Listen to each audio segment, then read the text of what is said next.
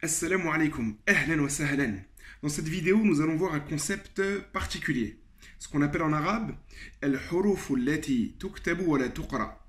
Donc littéralement, les lettres qui s'écrivent mais ne se prononcent pas, ou plus couramment appelées les lettres silencieuses. Ce qui est intéressant, c'est de voir qu'en arabe, en fait, les mots qui contiennent des lettres silencieuses se comptent dans les doigts d'une main. Alors qu'en français, on sait qu'ils sont très très nombreux. Par exemple, le mot dehors, D-E-H-O-R-S.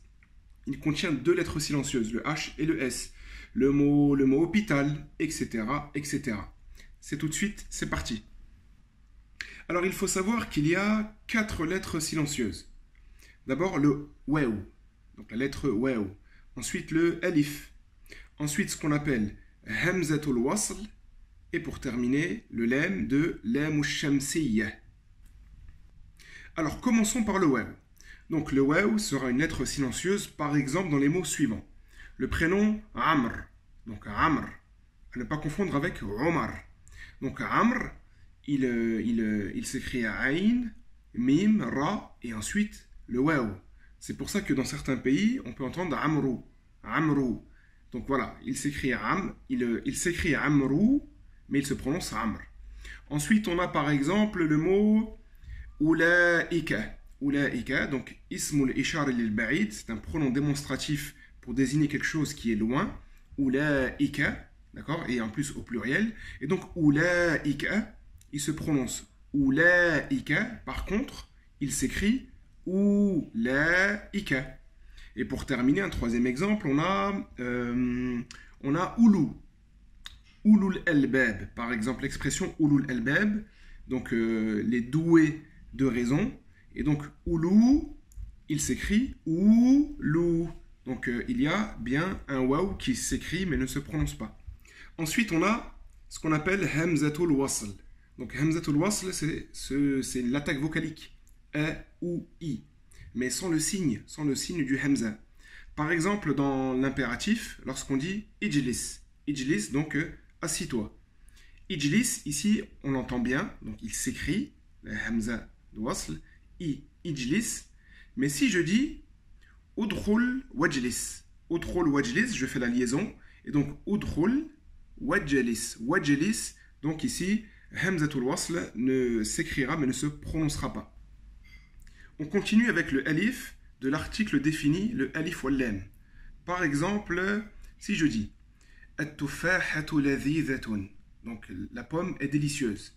At-tuffahatu, ici, le alif, il s'écrit et il s'entend. At-tuffahatu ladhizatun.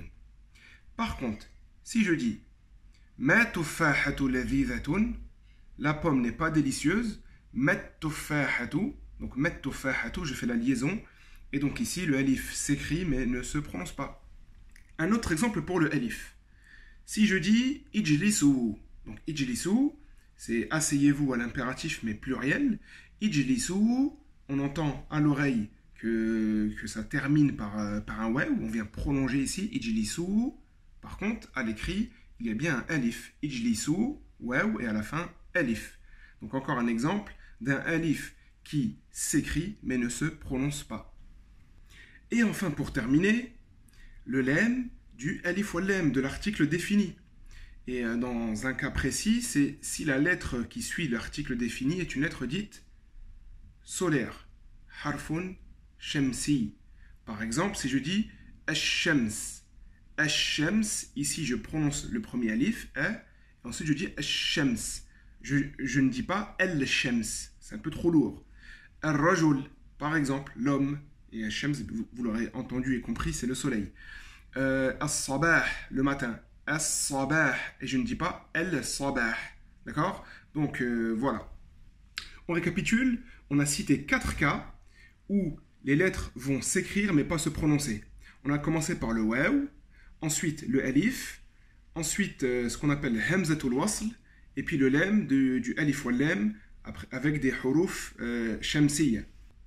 N'hésitez pas à nous mettre en commentaire, vous aussi, les mots qui comportent des lettres silencieuses, donc qui s'écrivent mais ne s'entendent pas. Donc j'attends vos mots en dessous. Voilà, j'espère que cette vidéo vous a plu. Donc n'hésitez pas à vous abonner à notre chaîne, activer la cloche des notifications pour recevoir une notification pour les prochaines vidéos.